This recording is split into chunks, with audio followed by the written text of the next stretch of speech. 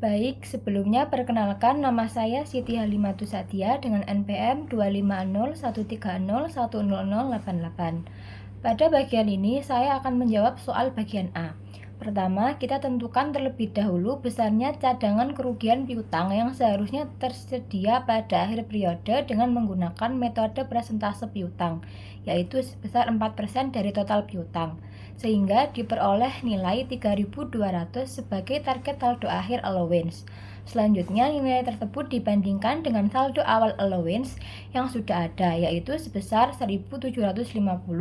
Karena perusahaan perlu menyesuaikan saldo agar mencapai 3.200, maka dilakukan penyesuaian sehingga diperoleh nilai sebesar 4.950.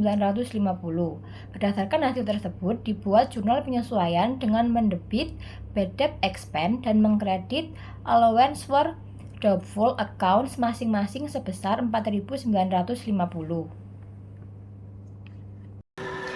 Baik, sebelumnya perkenalkan nama saya Marla Amalia dengan NPM 25013010085. Baik, selanjutnya pada bagian ini saya akan membahas estimasi piutang tak tertagih menggunakan metode persentase dari gross account receivable. Telah diketahui bahwa allowance for doubtful account memiliki saldo awal kredit sebesar $1.700.000. Langkah perhitungannya, target saldo kredit sama dengan 5% dikali dengan $80.000, maka ketemu hasilnya ialah $4.000. Untuk saldo allowance saat ini berada di kredit sebesar $1.700.000.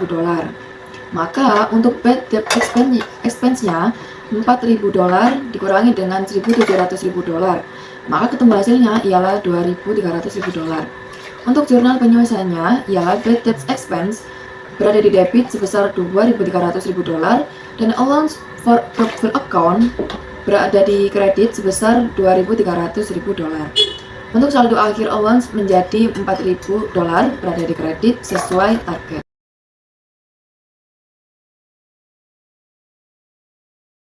Baik, di sini saya akan menjelaskan dan memaparkan jawaban saya mengenai soal 7.12. Nah, di sini saya akan menjelaskan jurnal umum pada bulan Juli.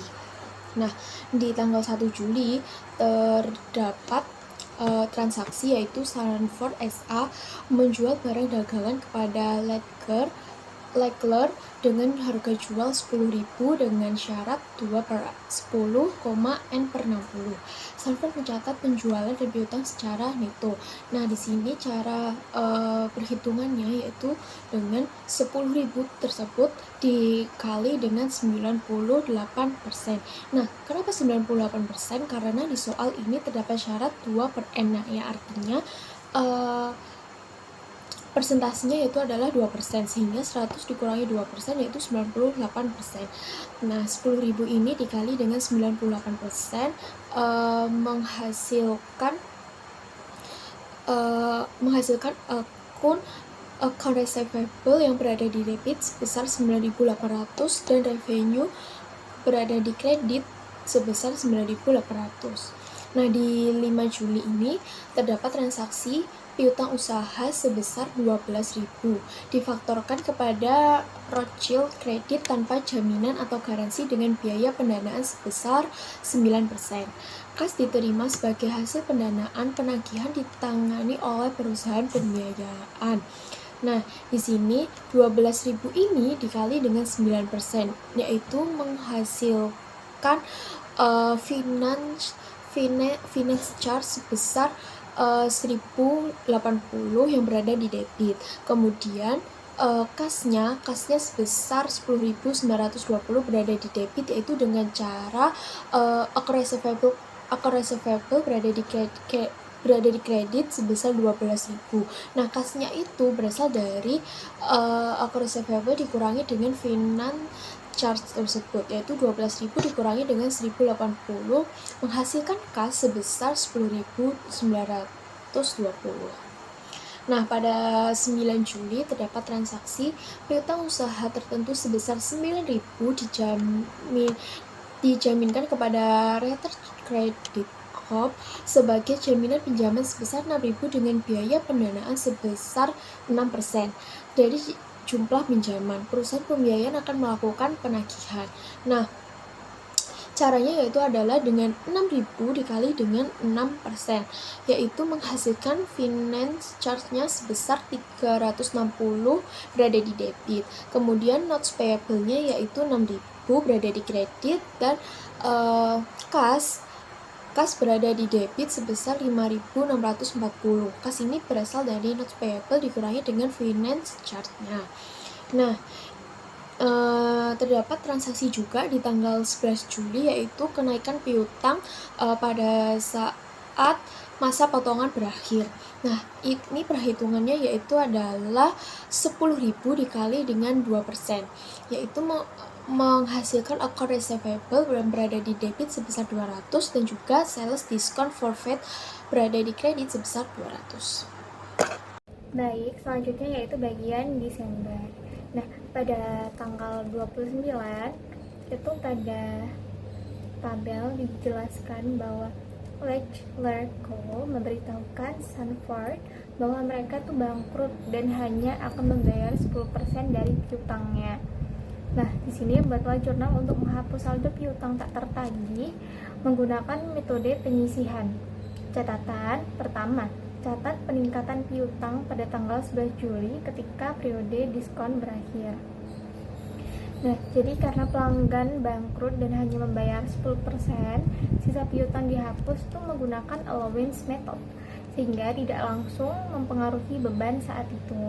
Jadi penjurnalannya tuh yaitu allowance for doubtful accounts pada accounts receivable sebesar 9.000 euro. Lalu yang tanggal 31 di sini Sanford itu melakukan penilaian individual terhadap piutang Wesel dengan nilai tercatat sebesar 350.000 euro. Sanford menentukan nilai sekarang dari Wesel tersebut yaitu adalah 275.000 euro. Nah, nilai Wesel menurun dari 350.000 euro menjadi 275.000 euro, sehingga diakui kerugian nilai itu sebesar 75.000 euro menggunakan akun allowance for notes receivable.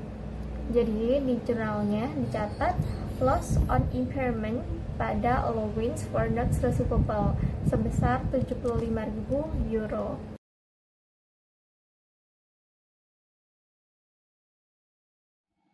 Di sini saya akan menjelaskan jurnal penerimaan Wesel pada 1 Oktober 2022. Pada saat transaksi penjualan terjadi, perusahaan tidak menerima kas, melainkan janji bayar tertulis atau Wesel. Karena tingkat bunga 8% sudah dianggap realistis, maka Wesel dicatat sebesar nilai nominalnya. Akun yang muncul yaitu notes receivable di debit, kemudian sales revenue di kredit dengan nominal 120.000. Kemudian penjelasan jurnal penyesuaian bunga pada 31 Desember 2022. Karena laporan keuangan dibuat berdasar tahun kalender atau berakhir pada 31 Desember, perusahaan wajib mencatat bunga yang sudah berjalan selama 3 bulan, yaitu Oktober, November, dan Desember, meskipun uang kasnya belum diterima. Maka muncul akun interest receivable di debit dan interest revenue di kredit dengan nominal $2.400.